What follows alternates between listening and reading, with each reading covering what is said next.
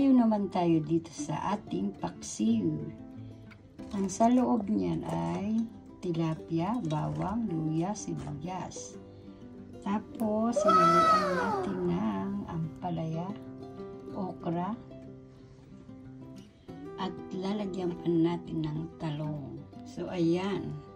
Nilagyan ko na siya ng talong at tsaka natin ilalagay ang jararang saluyot. Saluyot na hindi mawawala. Wala. Tignan mo nagsak yung aking. Ayan. Kasi, titignan nyo nakaapaw lang yan. Pero pag once na kumulo na yan, ano na siya, konti lang yan pag kumulo. So, lagyan natin ng paminta. Yung paminta ko nga pala, guys. May asin na yan. May asin na kasama. At saka, hindi na ako maglalagay, guys, ng hindi na ako maglalagay ng magic sarap. Medyo iwas muna ako. Tama na yung normal na luto lang. Parang like sa hospital. Ganon. Kasi marami kang pwedeng iwasan kung ikaw ay nagda-diet. So, ang paksiw, hindi talaga nilalagyan ng saluyot. Pero sa aking luto, dahil nagda-diet na si Inday, ay pwede naman siyang lagyan kung gusto mo lang.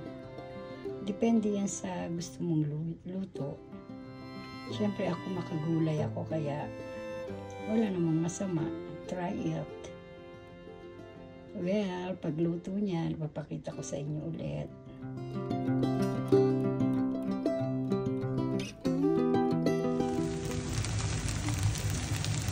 Ayan guys, sinangag, ampalaya. Kung bakit kulay yellow ang kanin, dahil lagyan ko ng itlog yan. So, ipapry natin yung itlog with rice. At saka natin i-aano yung ampalaya. Ihahalo ng pangkalahatan. Okay. Haluin natin dahil baka masunog. O, ayan, na-fried na. Kaya, halo-halo lang. Ayan guys.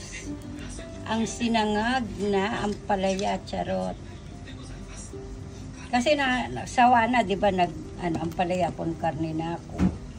Then ampalayang ginisa, so tango, iba-ibang ampalaya. Tapos ito naman ang ating avocado with cucumber, pipino.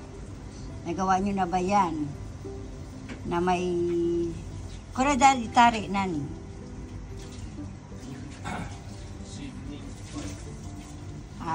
Sauce nang dito sa Japan ang ginamit. Garlic with salt. Garlic with salt ang sauce niya. Na, yung templado. Then, ayan naman ng akin. So, kakain na kami lunch. Upload ko na itong later. Kain tayo guys. Itong aming tanghalian. Time check. 1:36 dito sa amin. So 2:36 dyan sa inyo. 12:36 dyan sa inyo. That's it guys.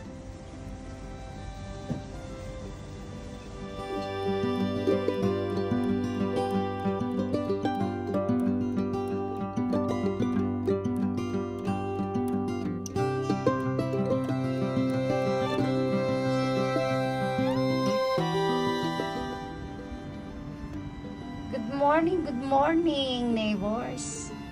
Ito na naman si Inday at naghahayag ng kanyang niluto. Ayan ang ating garlic with cucumber na fried rice.